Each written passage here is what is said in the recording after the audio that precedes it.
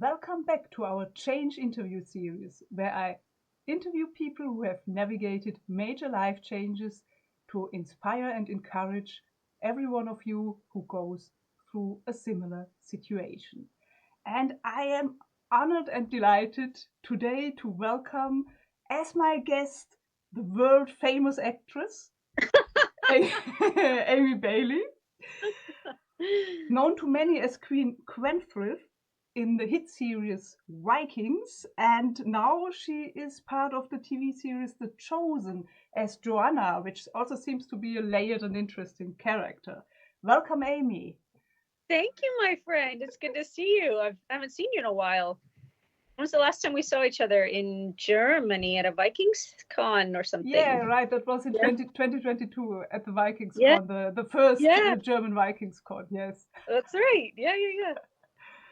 yeah, that was great. And actually, I would love to see you again at a convention, but this year I can't make it because I have to go to the bigger ones where Ivan got his slot this year. His slots. Oh, did he now? Okay, yes. I get it. Yeah, they are mutually exclusive, I think. So they have they have I think they forbid you to go to the others and Oh, vice versa. yes. So We so get in big trouble. well, Amy, what probably most people know, but maybe not everyone, is that you actually started out as a ballerina, a professional ballet dancer, right? Yeah. And it was only after that you transitioned to becoming an actress. And that sounds like quite a change in your life already. So when did that happen? At what age, and why, and how did that go? It seems to be some sort of theme in my life. And I'll tell you what, in between classical ballet, I also became an acrobat with my husband. We trained with Cirque du Soleil. Then we moved to Panama and became real estate agents, which was weird. And then I studied nutrition and got my degree and became a clinical nutritionist. Then I had an artist crisis and thought, oh, I have to be back on the stage. So then I went back and decided to do just plays. Then I decided to do musical theater, and then I decided to do acting. So lots of change. There's an American saying, we say we got ants in our pants. Well, that's quite a journey. So actually, when you stopped doing the acrobatic stuff and dancing and all that, I mean, it's probably due to the toll it takes on the body, right? You can't do that forever.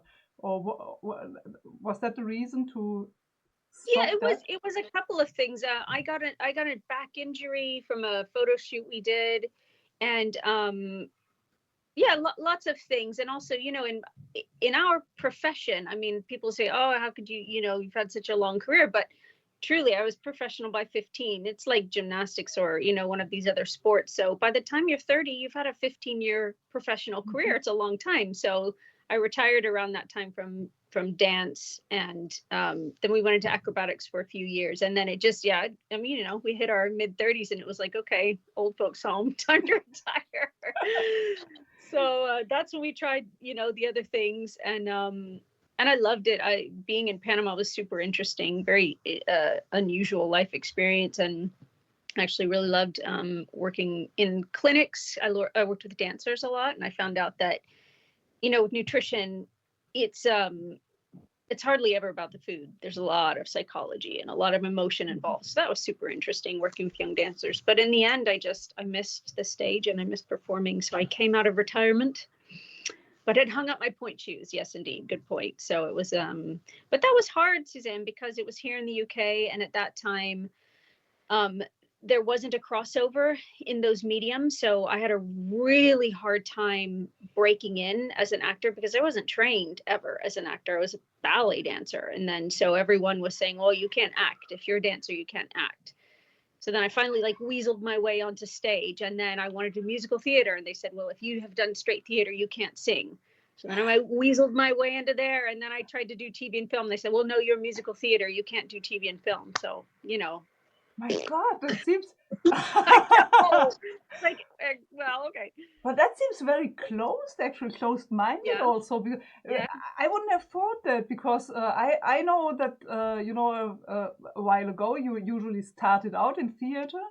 I mean, Ivan's generation actually he said at some point that they usually started out in theater. He started out in theater and then he did musical and then he no, I think he was in TV before he did the musical. But so I thought that's actually a natural thing to go from one to the other. Not really. It's easier now, but then not so much. You had to really fight for it here in the UK. In fact, there were different types of agents. There were theatrical agents, or there were TV and film agents, and they were very different kinds of agents, and they often didn't mix clients. So if you could cross over, it was lucky. And I did it by doing commercials. I did a couple of really big budget commercials. In fact, a really big commercial I did for, I think it was Stella Artois beer. And then I also did one for Perrier water. And it happened to be directed by Johan Renck, who was the original director original and first director for Vikings. He and Michael Hurst created the show together. So it's through personal, friendships and having worked together that he was like, all right, come on, you ballerina, I'll give you a chance. Okay, so that was as everywhere and usual with relationships and that get you in there. But when you run against closed doors like that for a while, how would you share how did you persevere? I mean, if everyone tells you you can't do that and it's complicated and I can't help you with that and all that, how did you do that? Yeah, a good question. Honestly, a lot of it was just dumb naivety, which is a really powerful factor to have because I just didn't know better a lot of times. And I just thought, well, I don't know, I want to do it, so I'm going to try it. And I guess there wasn't much to lose because I remember I went to my first musical theater audition and I had never been trained as a singer, or I could dance, but never done musical theater, couldn't tap. And I went to this massive audition for the producers. I don't know if people know that giant Broadway show, couldn't tap at all. And I did a shot of vodka beforehand because I thought, I won't curse on anything, but screw it, I'm just going to do it. And because I also had nothing to lose, I was like, well, if they cut me, oh, well, I tried. But I don't know, I got through the audition and then 6 auditions later, I got understudy to the lead. So I think just like perseverance and also being a little bit naive. And I will tell you that the less naive I became, the more fearful I became. So the more experienced of an actor I became, and where I finally didn't feel like an imposter and I thought, oh, this is actually important to me, and now I have a reputation and now I'm doing well, then I started getting nervous and failing more because I wasn't as carefree and bold. Yeah, I totally get it. Yeah, I totally get that because that's actually what I've encountered because I'm currently developing my own TV show, as you know, and not going deeply into that, but I thought it's a real advantage to come, from outside of the industry and just having looked at it for a while from the fringe, so you know certain things, but you don't know a lot of things, and that. So you can go in with enthusiasm and with and push things forward and just say, I want this to happen and I don't care how it's exactly going to happen, but I'll just put one foot in front of the other, because all the people in the industry who reacted to that was like, okay, but there's this problem and that problem and that problem. And I was, okay, I get it. Yeah. When you're experienced, you know that most things don't get made because it's so complicated. Yeah. But as you said, I think it's a real advantage sometimes to just don't know too much about what can be a problem and what can go wrong and all those things.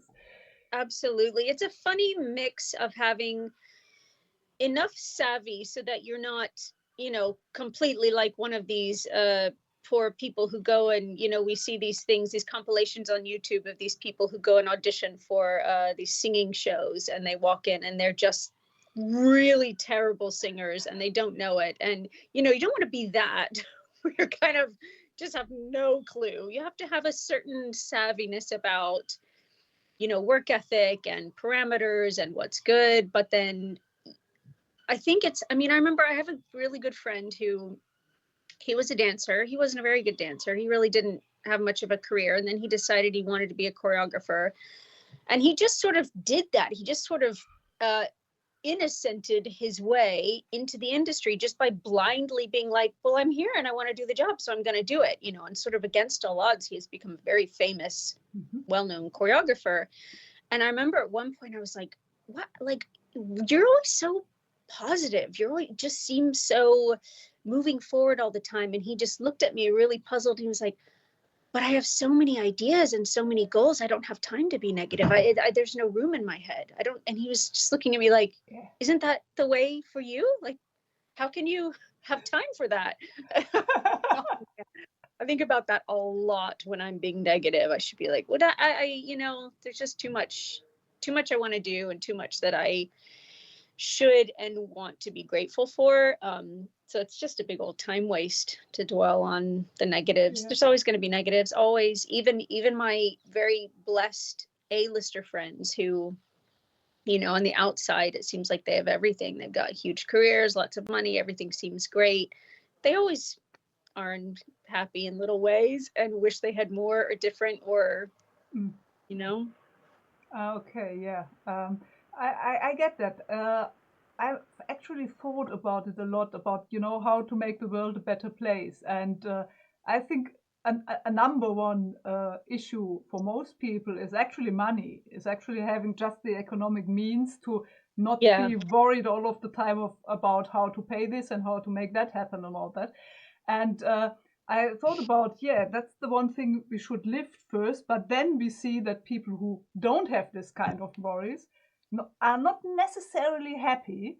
And so there's an additional layer, an additional thing to address, and that's essentially what's inside your head, what's happening in there, in your mind. Yeah, 100%. I mean, I get a little bit annoyed when people are like, money doesn't buy happiness. I'm like, you know what? Actually, I can think of a lot of things that money would buy that make me really happy.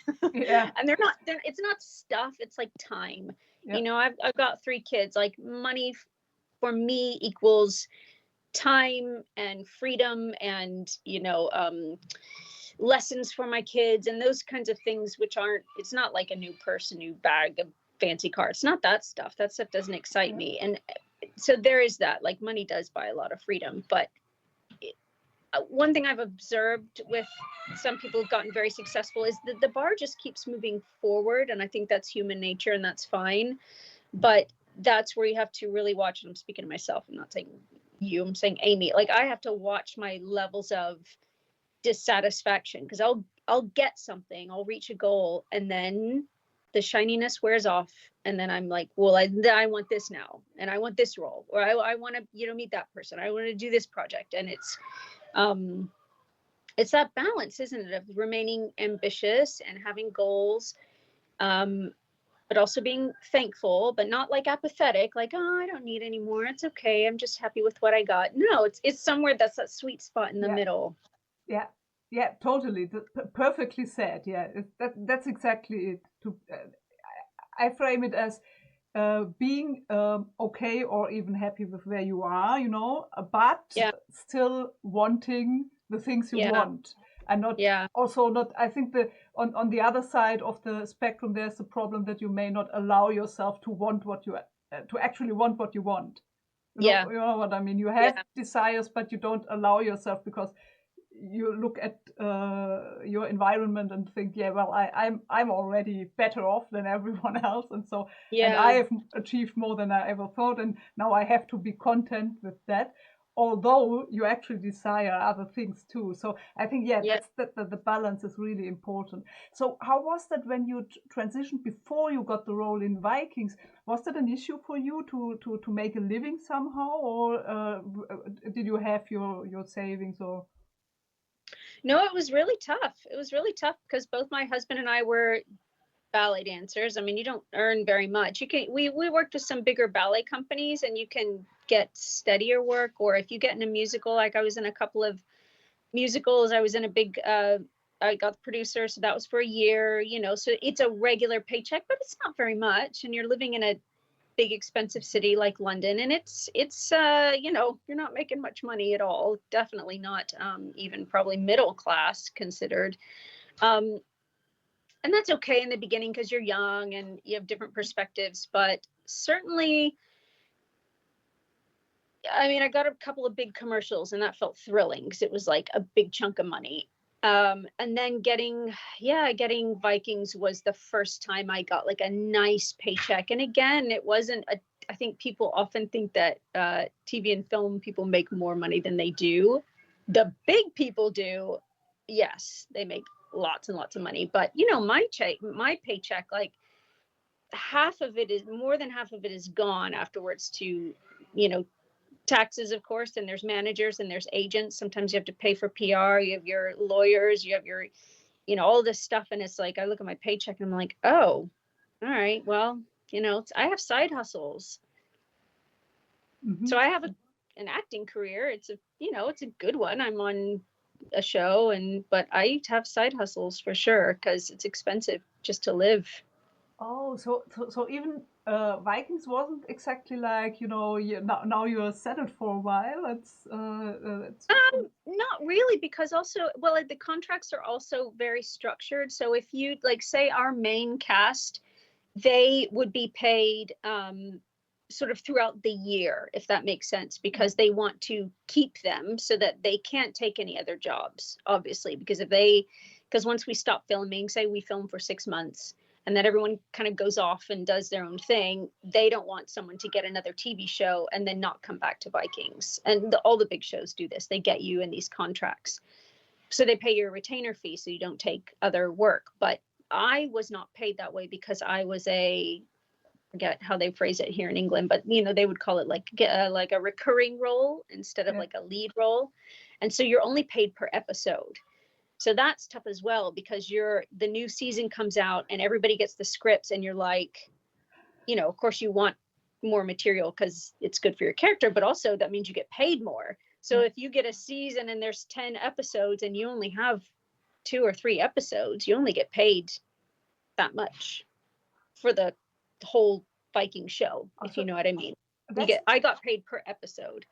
That's quite interesting. So you weren't blocked from doing other work because Ivan told me that one of the things that really was a problem for him was that he wasn't allowed to take other work, and he said he got paid, but then they didn't use him, but still blocked him from taking other work, and he wanted to work. He just wanted to work. He would have been. I mean, he was far. That makes sense because you get those kind of contracts if you're a main character or if you're quite experienced, and we all have price tags on our heads, right? So I, as an actor, am worth a certain amount in Hollywood. I'm worth a certain amount here in England. I'm worth a certain amount in Europe, and there are lists, that kind of show like what our rates are.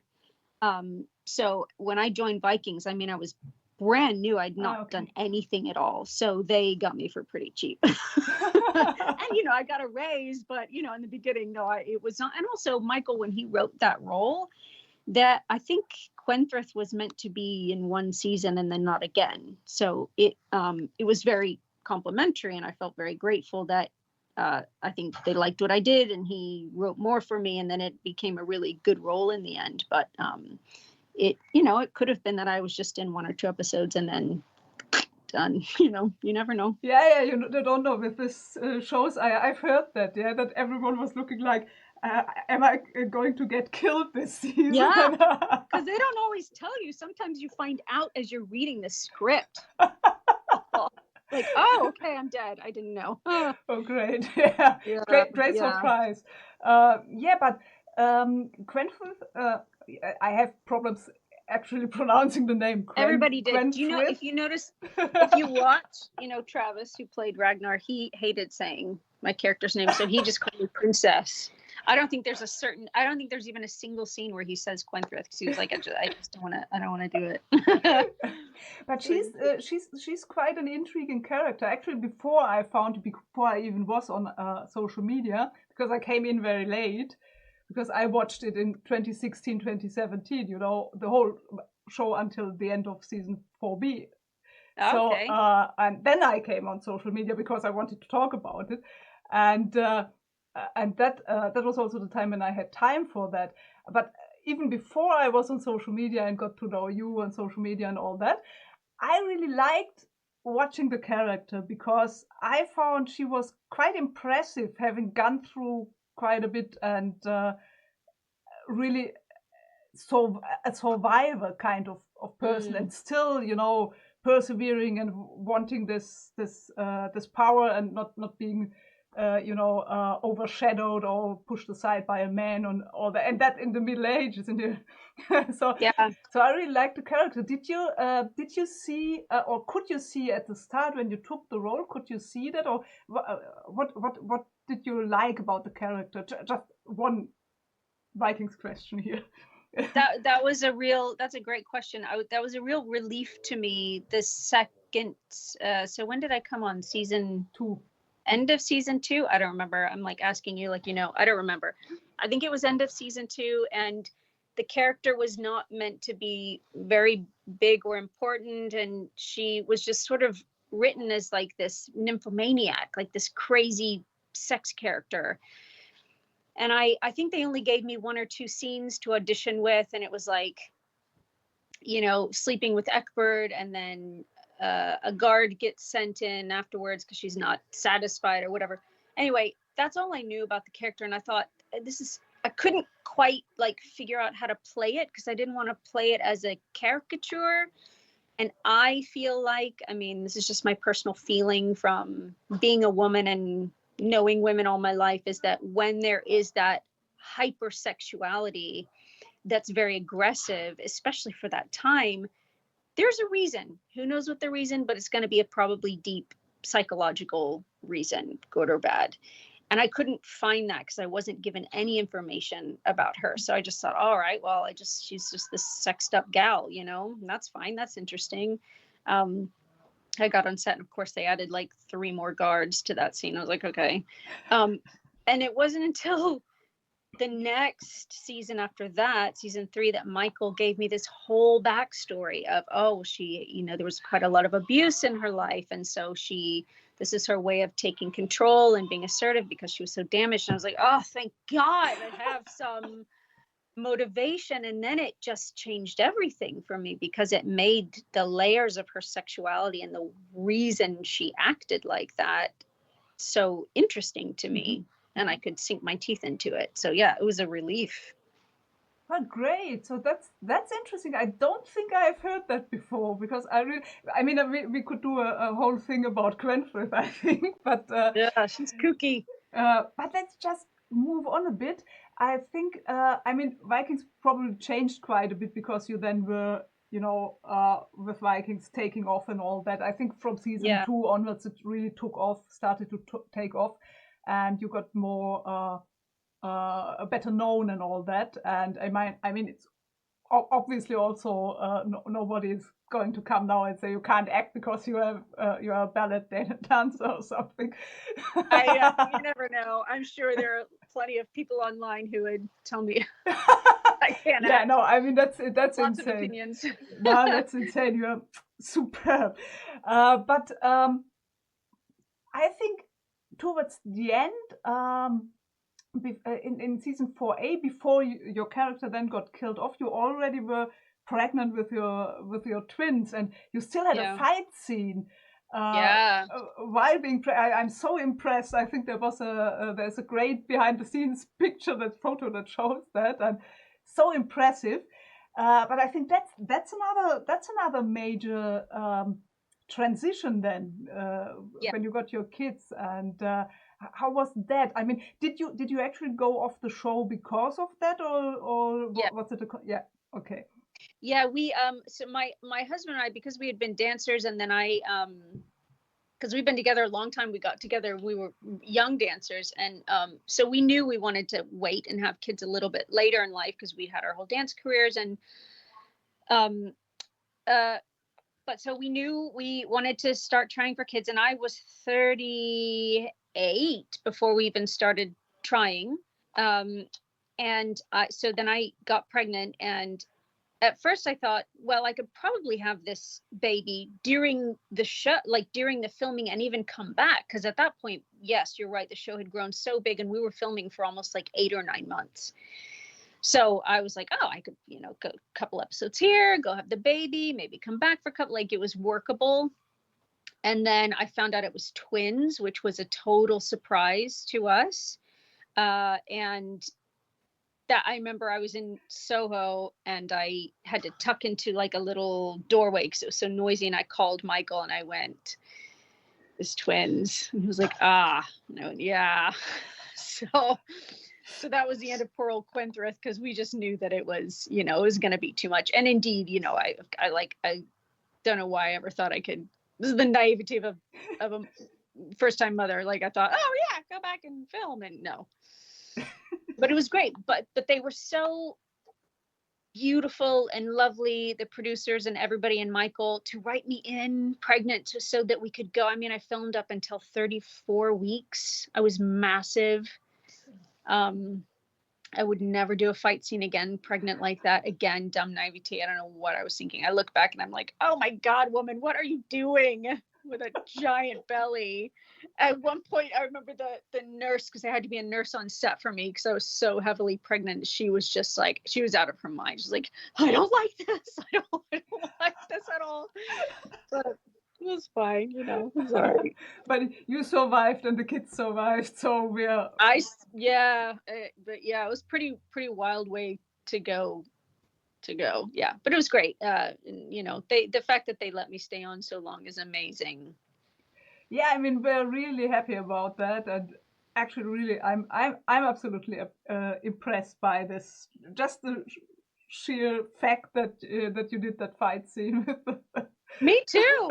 Me too. Nutcase. I mean, because then I had my third child, my second pregnancy.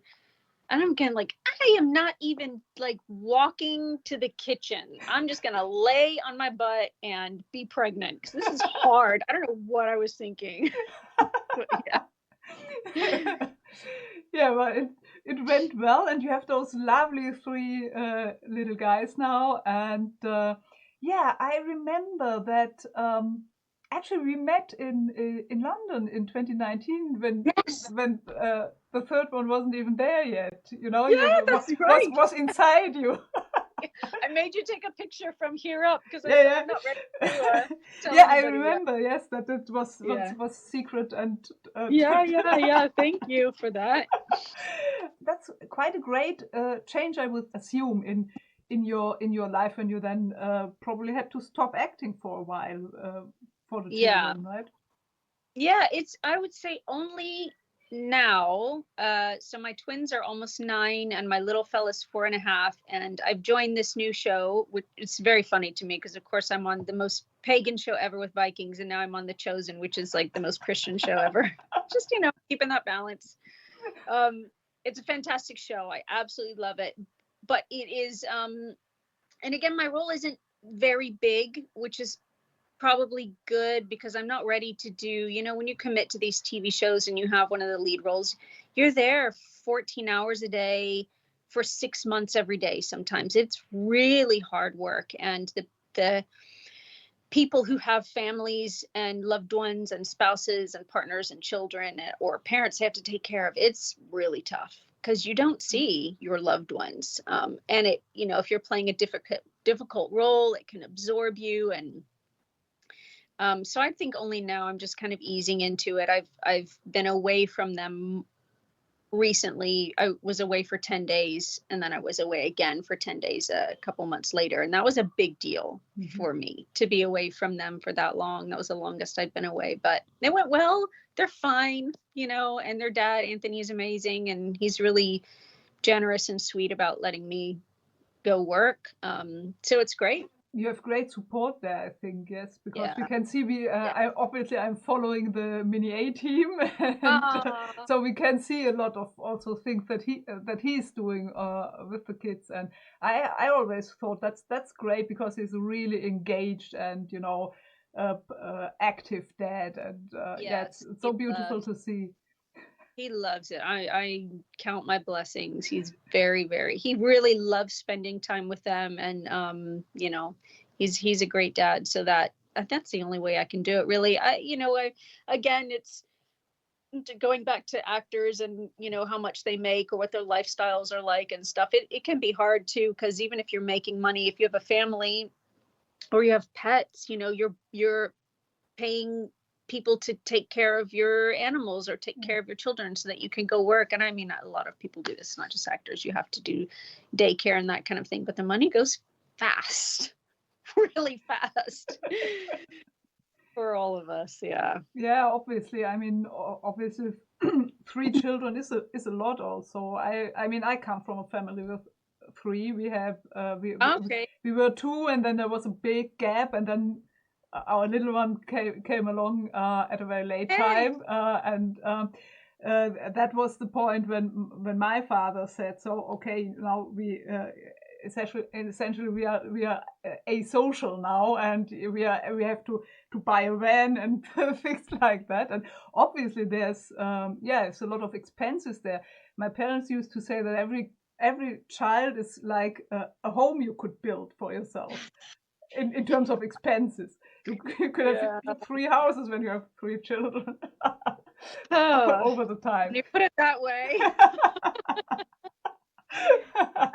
No, they are very, very sweet, and now you have yet again. I mean, you are really, I think, really also resilient, going through all those changes and adaptations, and still thriving. And you always come across so positive and happy and all that. A picture of me when I'm curled in fetal position and angry about life. Yeah, well, but you have a good sense of humor. I mean, you take it with humor and a little bit making fun of it. I mean, it's all very funny. Like even my tantrums, it's all very funny. Sometimes I'm tantruming, to God or Thor or whatever the case may be up there, and I'm like, and why this isn't working on our and I'm like, oh God, I sound like my 4-year-old. This is ridiculous. I'm in my 40s and I sound just like I am. We're all still, we just tantrum in a different way, silently. And sometimes I feel jealous because I see my, kid on the floor just full out, like, rah, raging. Like, I get it, dude. It's all happening right here. Yeah. I just can't, just let it show anymore. Trapped on the inside. Yeah. This is why I play crazy characters, Suzanne, so I can get all that out. Okay, yeah. I mean, it's great outlet in a way. Yeah. Wonderful. And now you have just a few years ago, I think in 2021, you then decided, after years and years in London, to move back to Texas, where you originally come from, right? To be with your parents. And I think that's a tough choice, right? Yeah, it was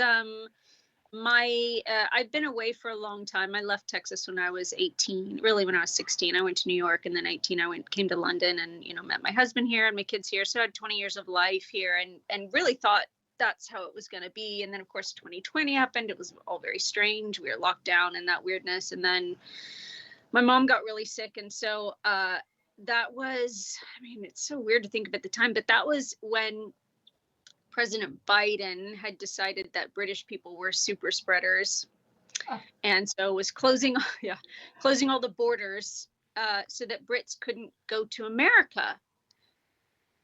It's like revisiting a horror movie, and it I mean, things were like shutting down, like and I panicked because I thought, I'm not going to see my parents again. I'm trapped on an island, and we had to go to the U.S. Embassy here in England, and there was like nobody there. It was really dramatic, and we had to get special permission to fly. And I'm American, and my kids hold American passports, so it was just all this drama. I had to get like medical records sent that my mom was dying.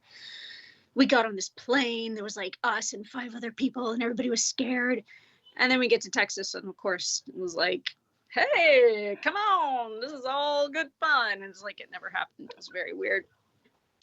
But my mom has since she has early onset dementia. It's been a really, really painful thing for our family. So she is completely almost vegetative now. She doesn't sort of speak or see or walk or anything. And it's just gone on and on. And so we're just here to hold space for her and my dad, who's really brokenhearted and suffering. And so, yes, the panicked flyover to be there because I thought she was going to die has turned into 3 years, and we're kind of just there till further notice. So lots of change. I really thought I was kind of kissing my career goodbye, but I thought, it's either that or not be near my parents. So this other show that I got called The Chosen films in Texas, which is very lucky because not much films there. So, and it doesn't demand a lot from me. I kind of do a week here, a week there. And so I'm able to eke out a living and still be near my parents. Yeah, I see. Yeah, I mean, dementia is a really tough thing. I think I don't know it from my own experience. I've just learned a bit about it because I have a much older partner, and so you want to be aware of what are the signs and how is it. And I think it's really hard because you kind of lose your loved one twice, right? Because you lose them to dementia, and then at some point they die, but they are not as they used to be.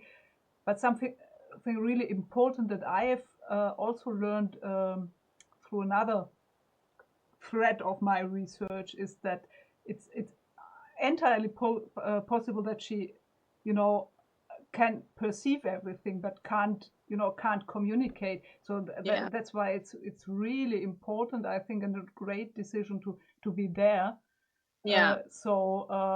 Because there have been cases recorded of people who had those lucid moments near death, and so a couple of hours or days, or sometimes a couple of weeks before, and have actually been clear again, and could communicate. And it turned out that they had noticed everything before, when they were just like in the state where they couldn't do anything and couldn't communicate and anything. So it's entirely possible that the person behind all those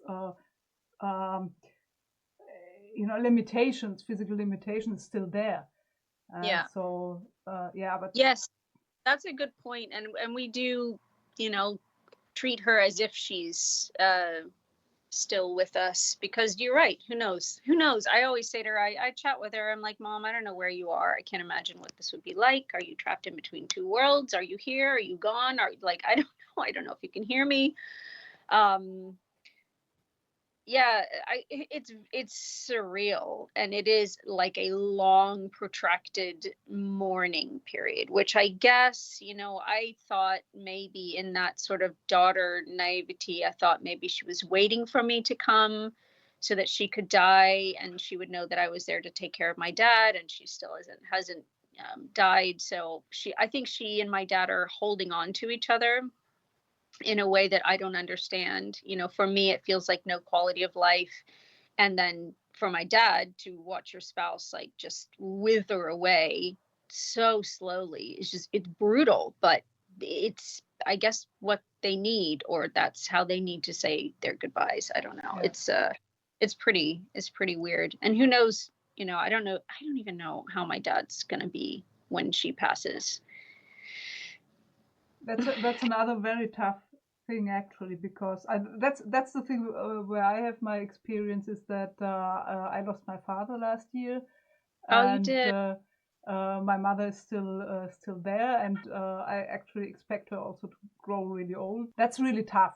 That's really, really tough, especially when the other partner has been in need of their partner very much.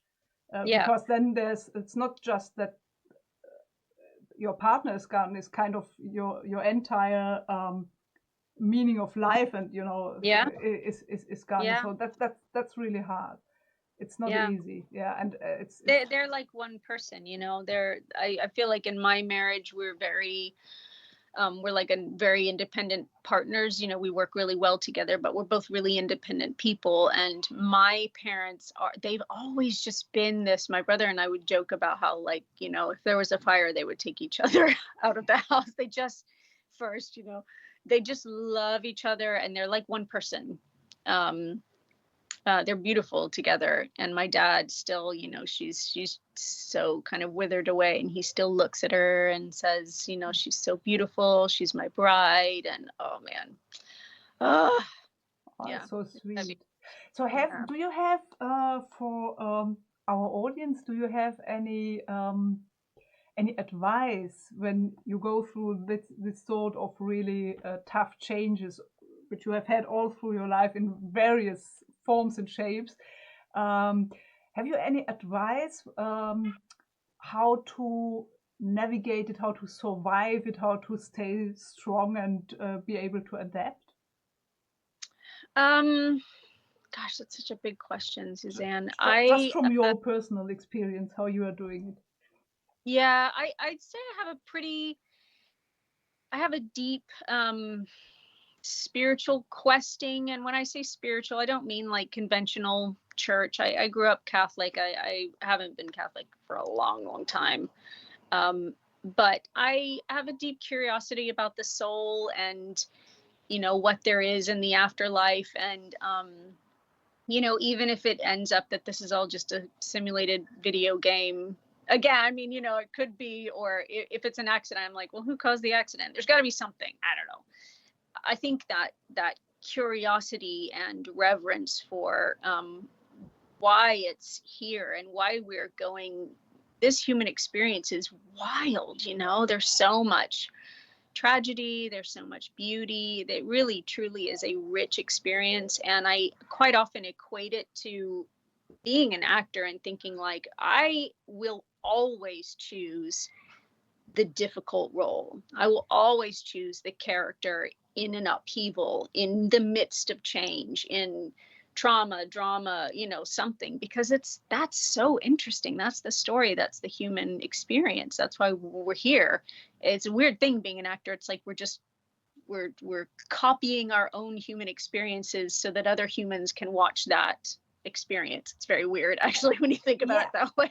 Yeah, I think what you are actually doing is you're helping others to live these experiences, not fully, but in a way that is, you know, safe, but still you go through it in a way because of the way we can relate to other people and emotions and all that. So I think that's what you're doing. You're creating experiences by recreating them. So. Yeah, and that works for me too. You know, when I watch a beautiful story, or, you know, read a beautiful book, or see a beautiful performance, and it just hits you, you know, and it can make you laugh, it can make you cry, and you just, well, this is important. This is something that my soul needs to experience. So you know, I guess that's art, really. But just in regards to your question, I keep trying to tell myself that with my own personal challenges, it's the same thing. So if I were to play a human, I would choose an interesting and roller coaster ride. And so the roller coasters of my own are this interesting ride that I'm choosing to play. You know, my life has the ups and downs. I think if it were just placid and easy all the time, I'd probably get pretty restless, you know. I don't know how good humans are. I think we're at our best when we have change that we can grow with. And I think we're at our worst when we're stagnant, because then we're not curious or learning or expanding anymore. And I think we are creatures who like to learn and adapt by nature. Yeah, I think that's true. That's very true, and I think that's actually a great point to finish on. That you can maybe try to get in this a little bit in a distance, in this perspective of. And I think you are pretty good at that, as you said before, when you're catching yourself throwing a tantrum and things like that. Yeah. To go a little bit into a distance, into a different perspective, to kind of bird's eye perspective, and look at it that way. Like it's an experience, and it's something that maybe is as I would have chosen if I was asked. Maybe we have been asked. I mean, that's interesting. I'm very deep into this kind of things also. I have a couple of very spiritual people on this show also, and it's quite fascinating. But I think that's great advice to just try to look at it as it's just an experience, even though you are very deeply emotionally involved. It's still I do it a lot. I quite often will say to myself, oh, this is interesting, and try to see it like I'm watching a scene and I'm watching myself. And that goes for the good stuff too, you know. And I think sometimes in my profession we have to be very careful, because you also get a lot of compliments and you get a lot of praise, and you get, you know, people who are your fans, and sometimes it's like, you know, if you're not careful, that can you can take that too seriously or too personally, as opposed to going like, that's cool, that's interesting. It really has nothing to do with me as a person. I'm so glad people have enjoyed stuff that I've been in, or that I've played a character that they like, but it's not like I don't want to take it too personally, so that then that affects my worth either way, you know. And it's something that I think we all have to monitor, should monitor. I think that's also a healthy attitude when you are on social media, because you will get all the things, you know. And if you place too much value on the good stuff, then you will also take the bad stuff more to heart, right? And it's crazy. I mean, it's like the good and the bad, and you're like, no, these people don't know me either way, you know, and I don't know them. But yeah, it's weird. Social media is very odd. I don't think maybe we might evolve to adapt, but I don't think we are there yet. I don't think we are meant to absorb this much opinion from each other. Like, it is like nonstop opinion from all over the place. I think it's you in a weird state of judging, and it's also very, you know, short. You don't have the nuance. That's the thing. And I think, because I come from academia, you know, long evolved discussions where essentially you can't say everything if you have an argument for it, and can adduce something that may corroborate it, but it's not like anything is ruled out right from the start. But you go on social media and you find out that if you utter the wrong word, you have a shitstorm. Well, everybody's an expert, right? But I think I think there are currently interesting changes taking place, and I'm very curious to see where it leads, and where I think we will have social media, because we do like it, but it will change and it will evolve, I think, and also our use of it. Well, thank you very much, Amy. That was great, wonderful interview, and we went quite deep in a relatively short amount of time. Thank you very much for sharing all that, and it was a pleasure to have you on here. Likewise, and what a good idea. I mean, I can't wait to listen to your podcast now, because I'm curious what everybody else is, how they're navigating it. Because it's me, everyone I talk to, there are big changes happening everywhere. And I think it's purposeful. Again, I'm a spiritual person, so I think there's an ulterior thing happening collectively. But it's pervasive, whatever it is. So I'm curious to see how other people are explaining that.